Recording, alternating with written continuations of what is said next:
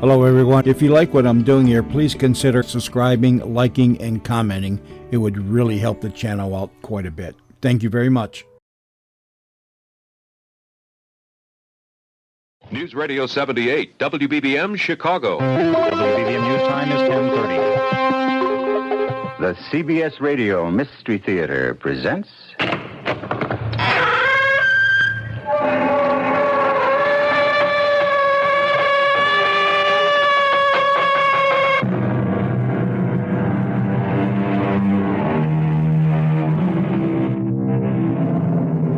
Come in. Welcome. I'm E.G. Marshall. He who has 1,000 friends has not a friend to spare, and he who has one enemy will meet him everywhere.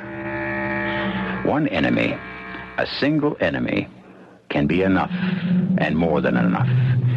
One dedicated, determined enemy can breach any protective wall, even if that wall is 1,000 friends thick. And he need not be a great, strong, or powerful enemy either. Mosquitoes kill more people than tigers. You don't have to arrest me, Lieutenant. I do. It's my duty. Your duty. The city pays you what? 15,000, 20,000 a year? How would you like to be a millionaire? You're trying to bribe me. For $1 million? That's not a bribe. That's a rebirth. I'm not for sale. Not even for $1 million? You know how much $1 million is. Show him his $1 million, Lottie.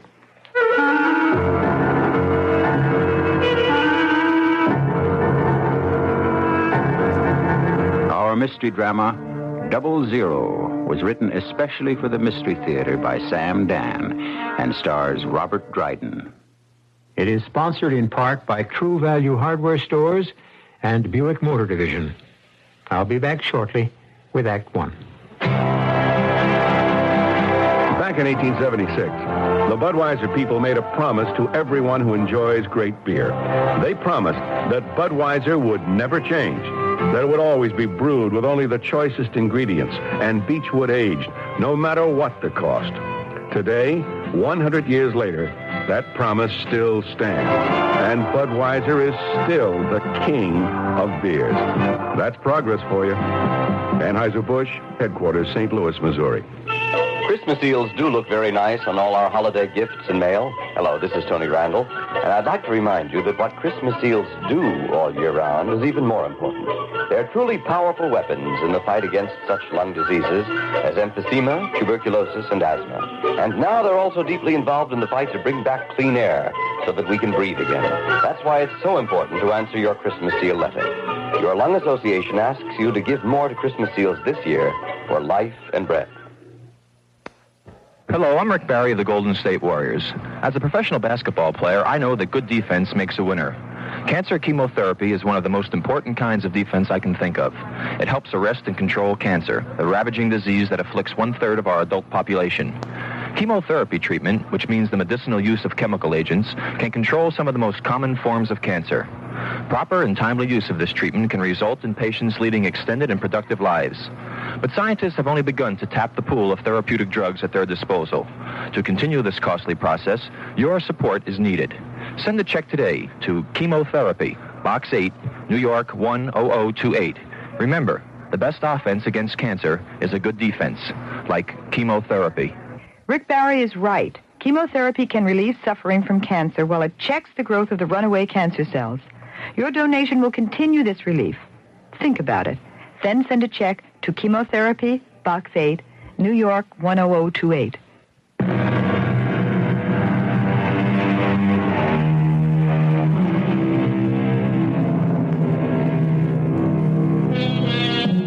What it is all about is love and money. Some say you should also add war and hate, but hate is the other side of love. And the basic cause of war is money, plus the absence of love. So, no matter where you turn, there's no getting away from it. Every story you ever heard or read was about love or money, and this one is no exception. We shall deal with liberal amounts of each.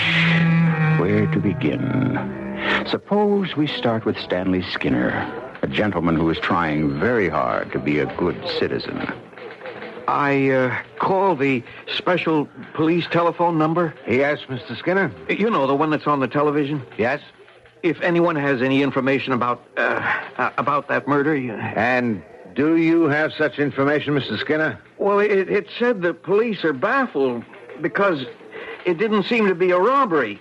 And the victim had $100 in his wallet. Now, that's true, isn't it, Lieutenant? Yes. And it was reported that the $100 was in the form of 5 $20 bills. That's true? Yes, all that was put on the air. And furthermore, on each $20 bill, there was a 00 written in red ink. Now, that's how the bills were described. Now, Mr. Skinner, what are you driving at? Those were my $20 bills. Yours? I say mine. Mine in the sense that at one time they were in my possession. You see, I always make a 00 in red ink on every bill that's more than $1. Mr. Skinner, will you tell me... I'll tell you why. How many times you make a small purchase, say 35, 40, 50 cents, and give the cashier or the clerk a 20 and get back change for a 1?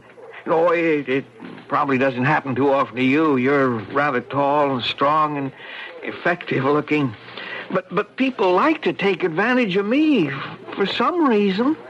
So when they say it wasn't a 20, I say, look in the drawer, you'll see a 00 written in red ink.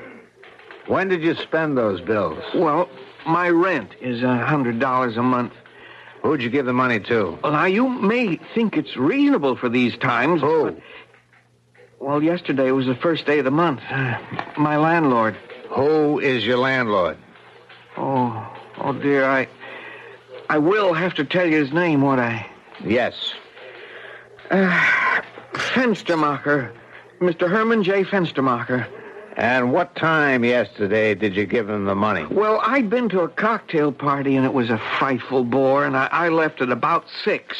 And I passed Mr. Fenstermacher's office on the way home. Now, so Mr. Skinner, what you're saying is that about 6 o'clock last evening, you gave Mr. Fenstermacher the 5 $20 bills that were found on the body of the murder victim?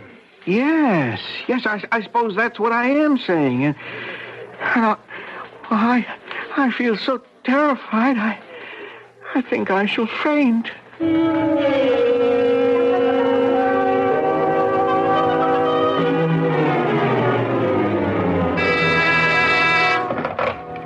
Yes? Oh? Are you sure? Well, I would say I have to. Tell him to come in. Police officer. A police officer? Come in. Come in. Thank you, Mr. Fenstermacher. Have a chair? Cigar? Drink? No, thank you. My name is Kramer.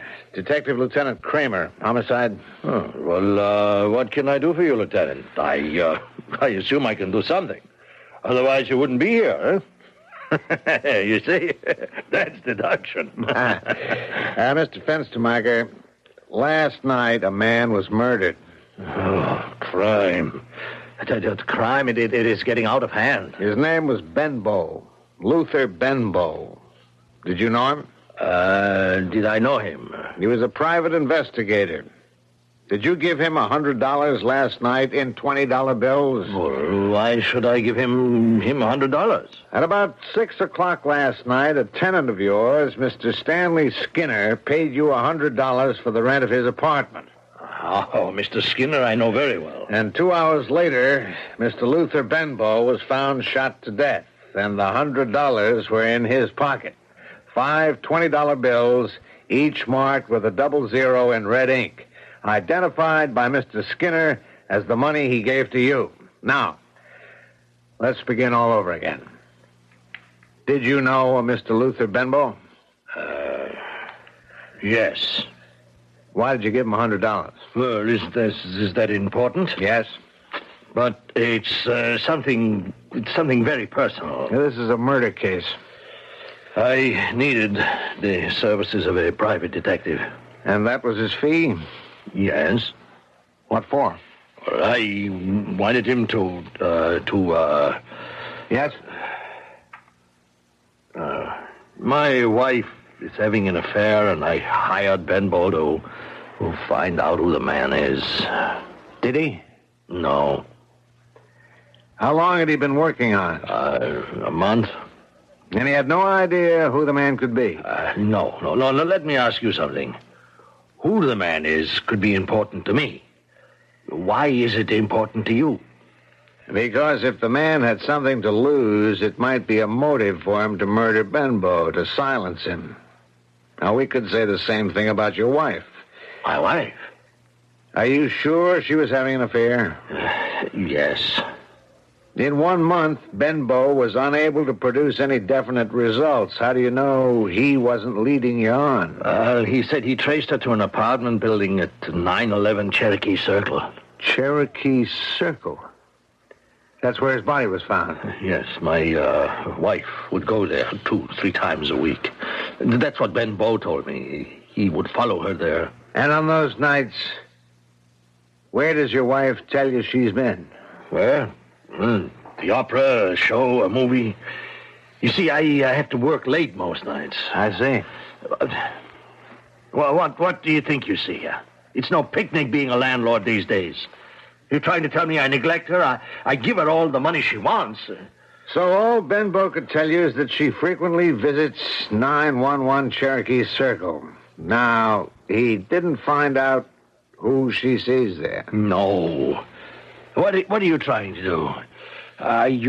You going to talk to her? Yes. Well, does this mean that she'll find out I had a detective shadowing her? I'm afraid it does. But she'll divorce me. Well, isn't that why you hired a private detective to follow her, so you could get the evidence to divorce her? Well, that's different. So why did he have to hire a detective? He could have asked me. I would have told him. Well, then you admit you were having an affair. I mean, what did he expect? The man's name? What did he marry me for? Am I supposed to sit around the house all day and half the night just waiting for His Majesty to decide to come home? Mrs. Fenstermacher. That name, that's a mouthful, too. Why don't you just call me Celinda? What does he say? He's busy. He's swamped with work. I must ask you to tell me the man's name. Look, the guy has a good job, a wife, kids, and this was nothing. I mean, just a good time for the both of us. His name, please.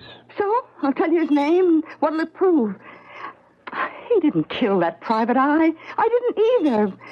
Both of us were innocent bystanders. Mrs. Fenstermacher, I'll have to insist. Yeah, I know you will. Well, he works for a bank. He's a trust officer. So if this comes out, he's dead.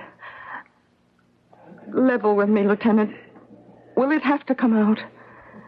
If it turns out that neither of you were involved in the murder, probably not. Yeah. That's sure a real, definite, ironclad guarantee, isn't it? No, I'm sorry. It's the best I can do.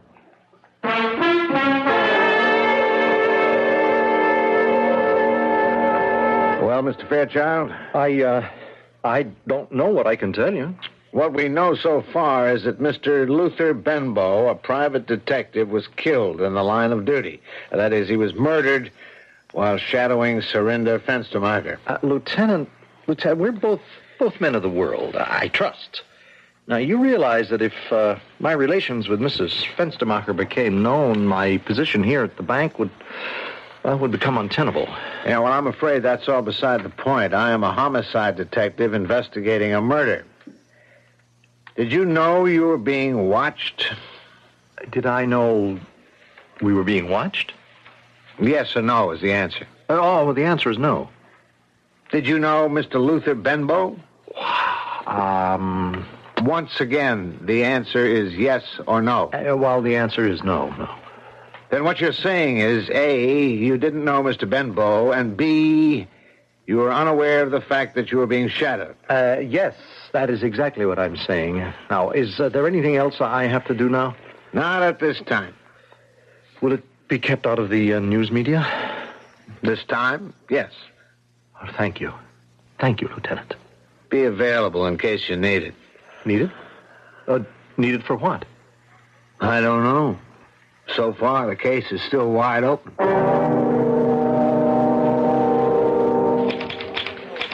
It is obvious, therefore, that Benbow was leading his client on. It would be simple to ascertain the identity of the man his wife was meeting at 911 Cherokee Circle. Object to make the job last as long as... Excuse me. Oh, yes? You're Lieutenant Kramer? They said to see you about it. About what? The murder of that private eye. My name is Munson, Dolly Munson, Mrs. Lewis Munson, although I'm divorced. Yes, Mrs. Munson. Well, I heard on the radio and in the papers if anyone has any information concerning the murder of Luther Benbow to call. And you have information? I don't know. You decide. Suppose you tell me. Well, I work at 911 Cherokee. I'm a companion to an elderly gentleman, a nurse companion. I read to him a lot. Yes? Well, there's this nice couple. Nice looking, I mean. I've been meeting them on the elevator lately. They get off at the 8th floor. We don't know each other, but we nod and, we say hello, Now, this is last night. I'm waiting in front of 911 for the bus. The express bus. Yes. I know it very well. Well, they come out, and they head for their car, which is parked right at the curb. But suddenly they stop. Now, for the first time, I notice a man standing a little ways down the street. Now, this gentleman, he leaves the lady, and he walks over to this man, and he starts to talk to him. Could you hear what was said? Oh, could I? You could hear it all over the neighborhood. This gentleman, he said to the man, "Are you spying on me?" And the man answered something like, "I don't know what you're talking about." Well, there was more of that kind of stuff, and the gentleman threatened to do something to him. Finally, the lady called out, "Please, don't start anything." And then the gentleman and the lady got into his car. Well, then this morning I saw the dead man's picture in the paper, so I thought... The lady and the gentleman, you don't know their names? No. I'm not even sure they live in that building. They could just be visiting. But I remember the car. Oh, it's a real nice-looking foreign sports kind of car. And the license, I noticed the license because it's so short and simple. UL 58. UL 58. Yeah. Just a minute. I want to run a license number. Get me the motor vehicle computer. Yeah. I want UL 58. Yes. Ronald K. Fairchild.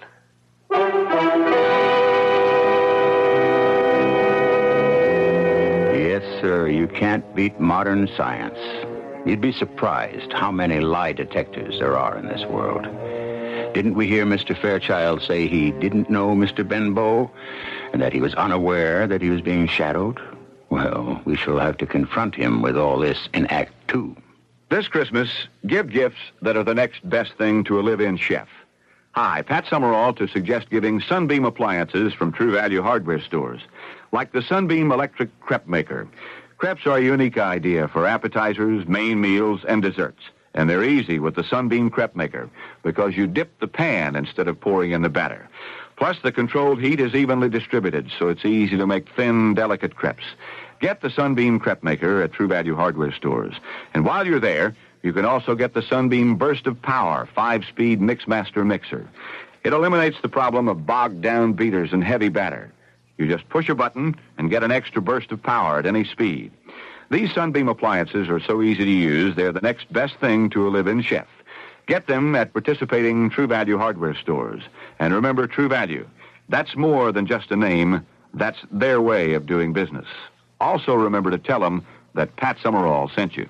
Now you can get your whole house Magicist clean and also get a helping hand with the laundry. Hi, this is Carmelita Pope with good news.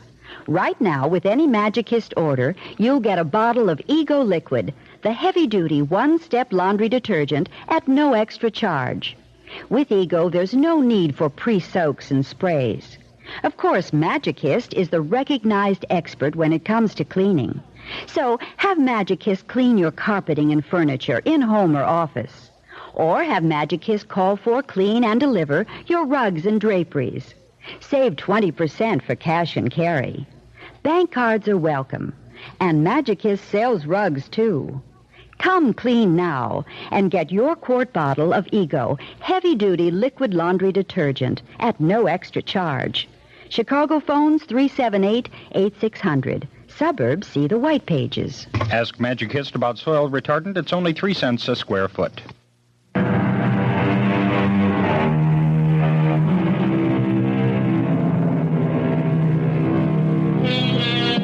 Murder. That's what Lieutenant Kramer has to contend with. Of course, murder moves in a bewildering maze of directions. It refuses to confine itself to a neat, concise package. For example, we're already involved with adultery, conspiracy, falsehoods. Murder certainly does not keep wholesome company. Mr. Fairchild, you still insist you are completely unaware of Mr. Benbow? Lieutenant, I swear to Mr. Fairchild, I warn you, this is a very serious situation. It's murder. I I don't want to take you in and book you. I won't run away. I know that. You can't afford to. So I'm not going to take you downtown. Just yet.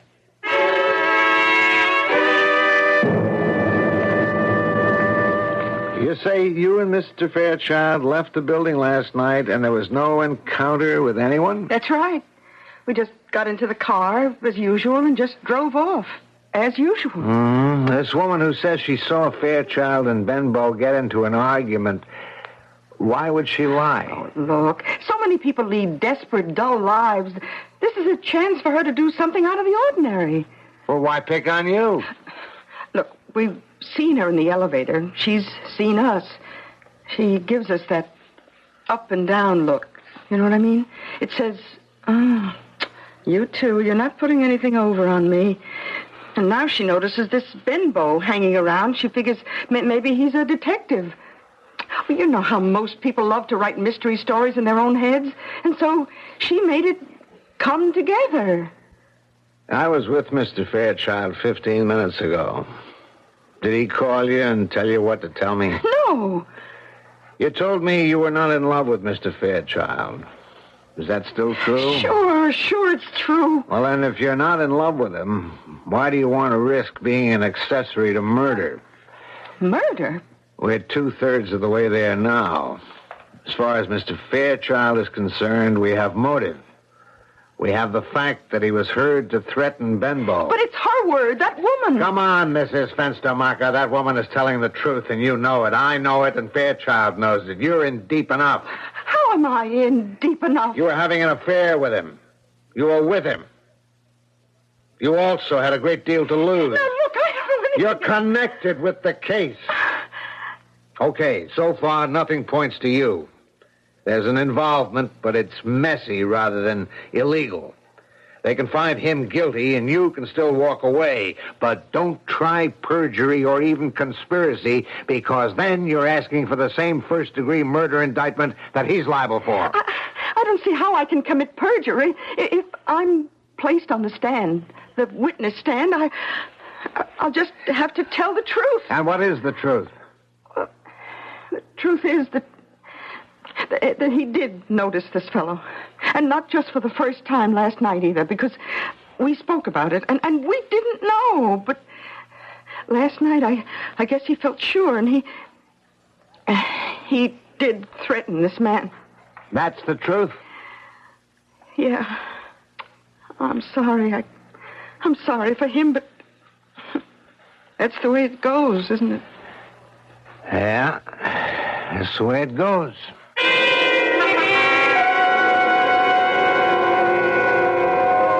Lotte? Oh, let me turn this down, Jonathan. Oh, what is it, my dear? Have you seen the paper? Mr. Ronald K. Fairchild has been charged with the murder of that Benbow fellow. Oh? Yes. A rather prominent person, Mr. Fairchild. A trust officer at the Union United Federal. Well, that shows you. You can't trust anyone at all these days. In a way, it's unfair for Mr. Fairchild to pay the price for this. Well, Jonathan, as you yourself have often said, life is unfair. Yes, but murder, especially since he didn't do it. Well, are you suggesting we get him off? However, his career's a shambles anyhow. The fact of adultery has disgraced him permanently. So we might just as well make sure he's convicted of the murder. How? Oh, well, I don't trust lawyers. State should have a really ironclad case against him. That will put the Benbow situation to rest for good. Well, what do you want to do? Who was used for this? Julius. Yes, a very competent man. Tell Julius that the gun he used should be found somewhere among Mr. Fairchild's possessions. I won't confess because I didn't do it. Now, you said you didn't know, you weren't aware of Mr. Benbow. That was a lie. You did have a motive. But that doesn't prove that At home, in your den, in the lower left bottom drawer of your desk, we found a .38 caliber Haskins Penrose revolver. A what? The .38 caliber revolver that has been established as the weapon that killed Mr. Benbow. But I don't own a gun. It was found, as I said, in your desk drawer. Oh, sure. Sure, because it was planted there. Mr. Fairchild, if you confess... If I confess... Now, look. I'm a cop. But it's only my job. I'm human, just as you are. You have a hard time proving it. I can understand what you did. What did I do? The affair. She's a great-looking woman. And I can understand it. This Benbow, believe me, Fairchild, he's a small-time hustler. He should have been in jail. He was working fence-to-market for a good thing. You saw his face, and you knew he had you. He could blackmail you for the rest of your life. Now, that's true, isn't it? I didn't kill him. But you knew he had you. Yes. Okay. I like you, Fairchild. Because there, but for the grace of whoever looks after guys like me, well, you have to pay for Benbow. But I didn't have anything to do. You did. You had the motive, and we have the gun. How do you account for the gun? I didn't kill him. Someone else did, and that someone else planted that gun to make sure that I would be convicted. I would not advise you or your lawyer to try that defense. It's the truth. No. Goodbye, Mr. Fairchild. Goodbye. I'm off it now. I mean, the case. Our job is to gather the evidence, make the arrest, and from here on, it's in the hands of the prosecutor. But I am innocent. Yeah. Okay, good luck. Hello,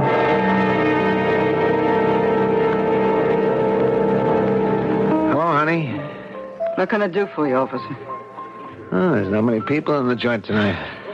You looking for somebody? I was freelancing for a little information.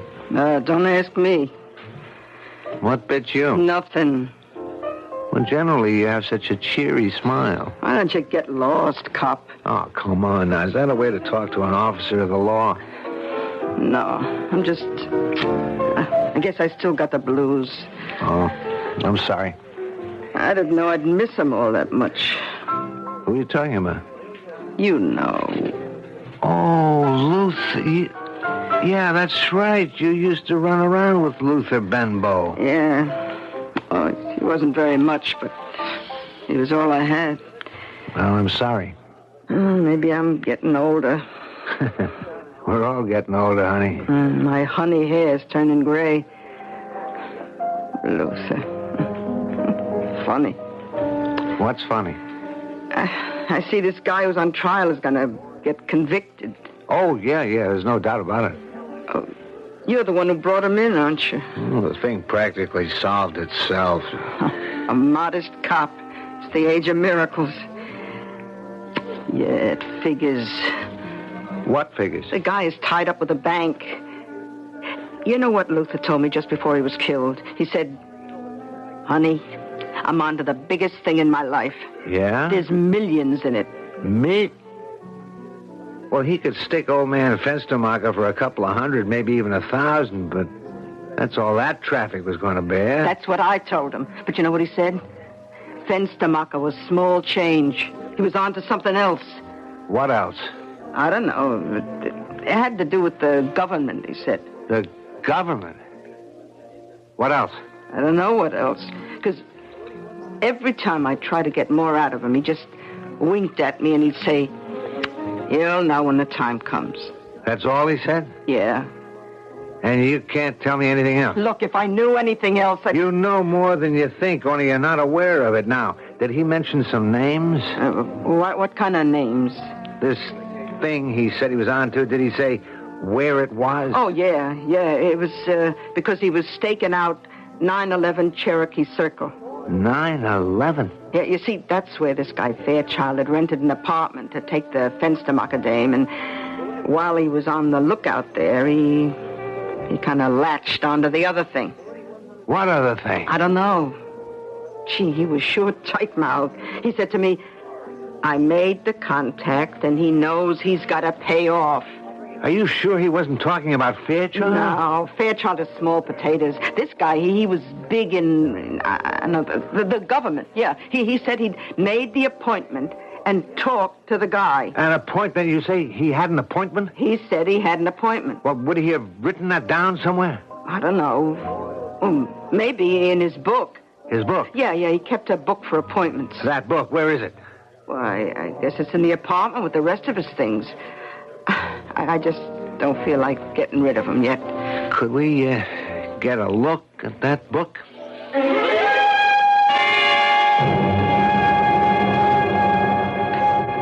When did he tell you he had this appointment?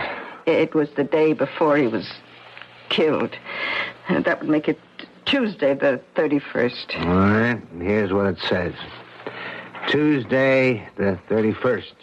Appointment with Corliss, 911 Cherokee Circle at 8 p.m. Who's Corliss?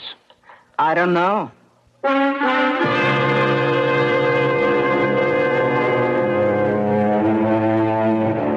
Who is Corliss? He doesn't know, and she doesn't know. But we know. We met Mr. Corliss during the unfolding of our second act. He was the gentleman who wanted to make sure the murder weapon would be discovered conveniently in Mr. Fairchild's desk. Well, you know we'll meet him again in Act 3. Did you know that of all the beers in America, only one is brewed with an exclusive process? The beer I'm talking about is Beechwood Aged Budweiser. Of course, Beechwood aging costs more and takes longer, but it's helped make Budweiser the #1 beer in the country. And that just goes to prove we're not the only ones who care a lot about quality. Thanks, America, from your favorite beer. Anheuser-Busch headquarters, St. Louis, Missouri. Is there a proper way to deal with electricity? How about with some respect? Hi, this is Rodney Dangerfield for Underwriters Laboratories. And take it from a guy who don't get no respect. Electricity can be very dangerous if you don't respect it. What do I mean by respect? Easy. Check your appliance cords for fraying and other signs of wear. Don't overload circuits. And keep electrical equipment away from water or dampness. So be safe and show electricity some respect. A public service from UL and this station. Here are 3 very good reasons and 1 pretty good reason to go to your True Value hardware store for a West Bend humidifier this winter. Reason 1 is comfort. You'll be far more comfortable in moister air. Reason 2 is health, your health. Moister air keeps skin and nasal and throat passages from drying out. That helps prevent infections. It helps your houseplants too. Only a cactus could love most homes in winter. The 3rd very good reason is economy. Moist air feels warmer, so you can turn your furnace down and save on heating bills. Those are 3 very good reasons, and here's a pretty good one. No more electric shocks when you walk across the carpet. So if you're a reasonable person, you'll get a West Bend humidifier from participating True Value hardware stores today.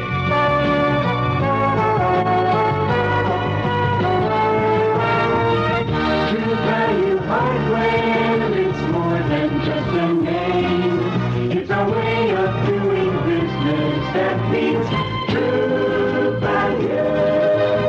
This is WBBM Chicago.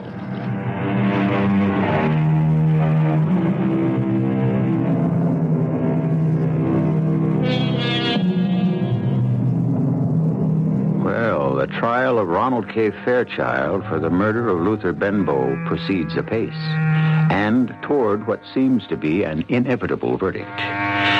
However, the detective who has arrested Mr. Benbow has suddenly, if inadvertently, discovered that the investigation might have ended a bit too hastily.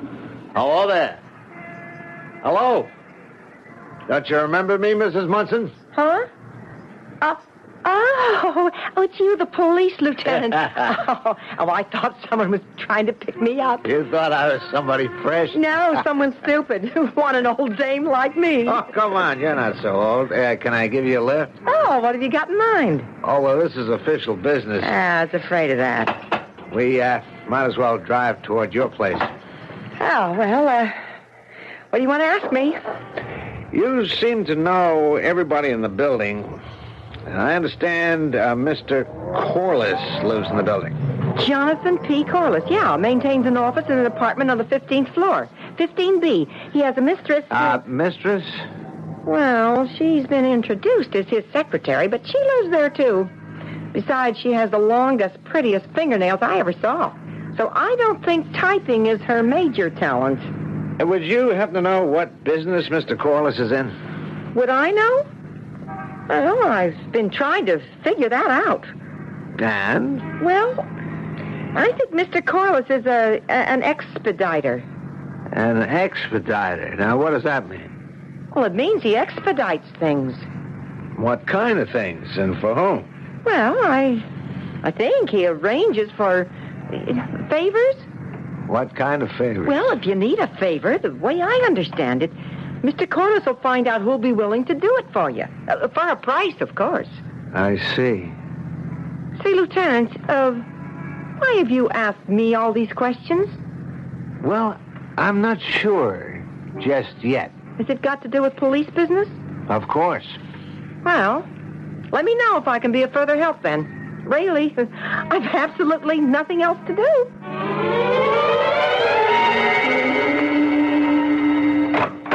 Mr. Corliss, my dear. What is it, Lottie? A police detective wants to see you.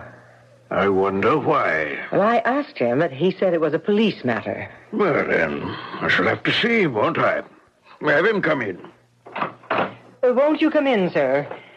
Mr. Corliss, this is Lieutenant Kramer of the City Police Department. How do you do, sir? Please be seated. Thank you. Well, now, what is there I can do for you? Well, some time ago, almost a month now, Mr. Luther Benbow was shot to death. Yes? Did you know Mr. Benbow? Why do you ask? Did you have an appointment to see Mr. Benbow at 8 o'clock on the night of the 31st? Consult my calendar, please, Lottie. Yes, sir. Did I have such an appointment? No, sir. No appointment with Mr. Benbow. Which should not be surprising, since I don't know, or didn't know, as it turns out, Mr. Benbow. Well, then you deny having this appointment. Dear Lieutenant, am I being accused? Well, according to Mr. Benbow's appointment book, he had a date to see you. Are you sure? Positive. The notation reads, Corliss, 911 Cherokee Circle, at 8 p.m. Well, that's my name and address, but I didn't know the gentleman, and he was never here. Mr. Corliss, I am trying to retrace Mr. Benbow's trail. I understand, Lieutenant. Now, is it possible that he might have been here under a different name? Did you have any other appointment scheduled for 8 p.m.? I don't remember. You'd have no idea why your name should have been in Mr. Benbow's notebook? None at all. I'm sorry I disturbed you. Oh, it's quite all right. I'm sorry I was unable to be of assistance. Goodbye, sir. And Miss, oh, that's all right. I can let myself out. Is he gone? Yes. Well, now, what do you make of that? Well, I'm sure you know what to make of it, Jonathan. A key statement spoken by our detective. I'm trying to retrace Mr. Benbow's trail. Key for 2 reasons. Can you tell me what they are? Absolutely not. Why should anyone want to retrace Mr. Benbow's trail? Mr. Fairchild is being tried for his murder and is well on his way toward conviction. Second, the detective didn't say, we are trying to retrace the trail. He said, I am trying. What does that suggest? Once again, my dear, you'll have to tell me. That Lieutenant Kramer is operating in a lone wolf and very likely unofficial capacity. But why? Occasionally you get a policeman who is dissatisfied with the way the department has handled the case, and he decides... But what has to be done about it? Hello? Yes, just a minute. It's for you. Julius. Thank you, Lottie. Yes, Julius. Oh, never mind that. We're here now. Who? Yes. When? I see. Well, stand by. I'll have something for you later. Very interesting. Julius, as you know, has been watching the house. Well? Last evening, he saw a man whom he recognized as a police detective pull over to the curb and start to talk with a woman who works in the building, Mrs. Munson. Munson? At any rate, Julius saw her get into the detective's car and drive off. Now we have something to think about. A detective talks to a woman in this building, and the next day he comes here to talk to me about the Benbow murder, which should be, as far as we're concerned, a dead issue. I've got it. She told him Benbow was here. How would she know? Well, she might have seen him. Yes. And we're in trouble. Well, anything Julius can handle? Julius can always handle it as a last resort. Why not as a first resort? Because you simply can't murder people the way you swat flies. Why not? Both of them. The cop and the woman. Do it now, Jonathan, fast, before I can grow and develop. Well, you yourself said the cop is freelancing, which means his boss doesn't know what he's up to. And that dame? Oh, who'd miss her? Well, it's certainly tempting. Except we can't be sure. Jonathan, do you know how much money is involved here? I was the one who determined the amount. Well, we've almost got it That's through. why nothing must go wrong now. So, we'll buy her off. Buy her off? We can always get rid of her later. Well, what about the cop? So far, he doesn't know what it's all about. Anyway, he's just a cop. If he bothers us, we can buy him off. Or, as they say, bump him off.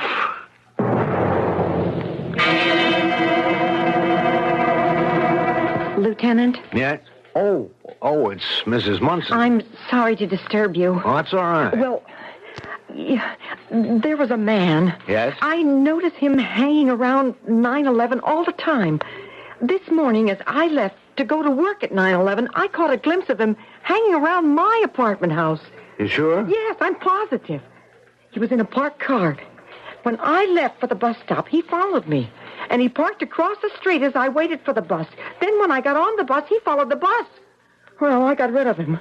I waited for a red light when the bus arrived at Sentinel Plaza. You know how crowded it is there. And I ran off the bus and around the corner. That's a one-way street, and I came right here. Lieutenant, why am I being followed? Well, it could be your imagination. No, I saw the man distinctly. Can you describe him? Yes. Short, very stout, blonde, a broken nose. Wait a minute. Chuck, Lieutenant Kramer, I want to look at some pictures. Yeah, right now.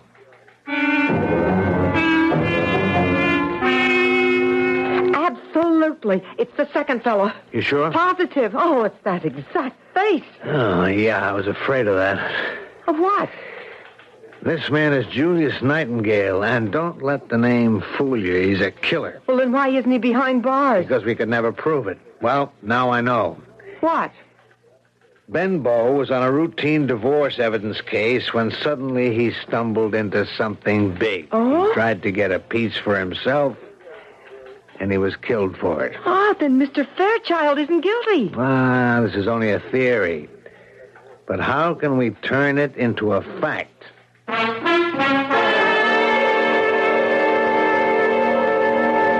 Mrs. Munson, what a pleasant surprise. I understand we're neighbors. Well, during the day, anyhow. I'm so happy you paid us a social call. It's business.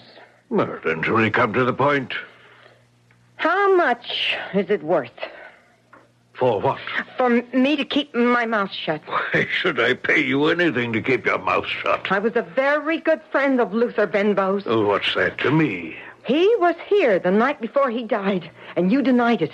I saw him come up. So? He told me everything, what he had on you. Really? Suppose you tell that to me. Corliss, you know what we have to do. Nothing. Don't say another word. That's what she's here for.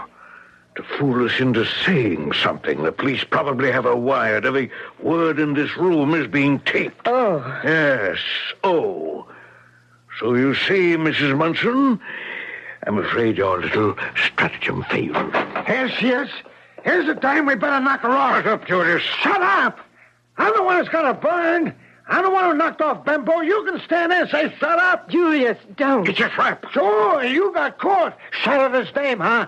All along, she's working for you. I should have come up here. I'd have knocked the three of you off. Shut up. I want my dough. She's been set up by the police. She's got to have a hidden microphone and recorder on herself. So shut up. That's right, Julius. Shut up. Jonathan, it's the police. We got men all around the building. Now, listen, Lieutenant. Let us all talk privately. Sure. In jail. There's exactly $4 million involved here. Now, this should be enough. Why don't you just tell that to the judge? But there will be international ramifications. Mm-hmm. Tell that to the judge. It may jeopardize the security of our country. I think our country is more secure with you behind bars.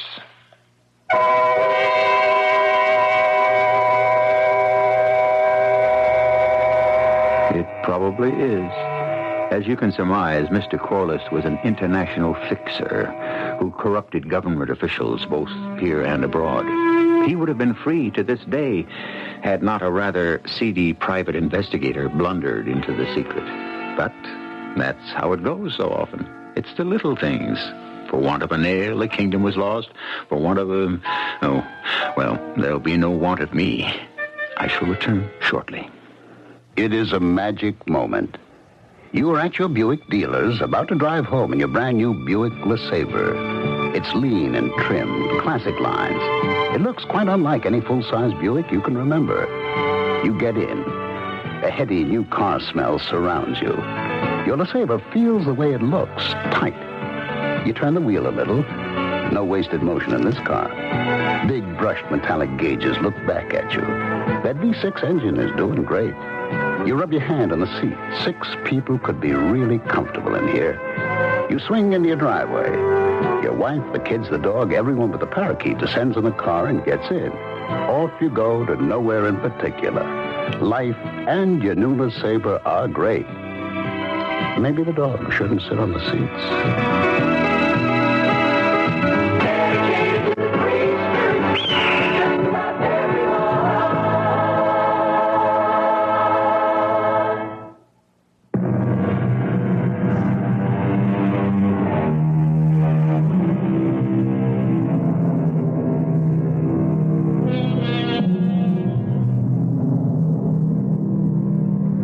I suppose the real thing we're talking about is serendipity. You know, you start to go somewhere and you get distracted and wind up somewhere else. Like Columbus. He started out to find a passage to India and thereby discovered America. Yes, serendipity. A hand-to-mouth investigator is satisfied to work for crumbs and suddenly stumbles on a banquet. Unfortunately, it kills him.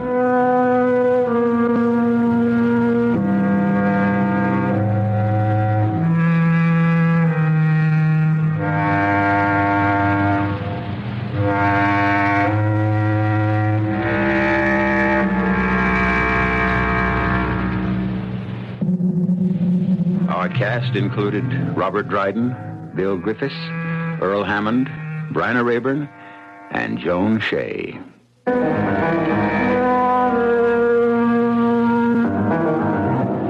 The entire production was under the direction of Hyman Brown.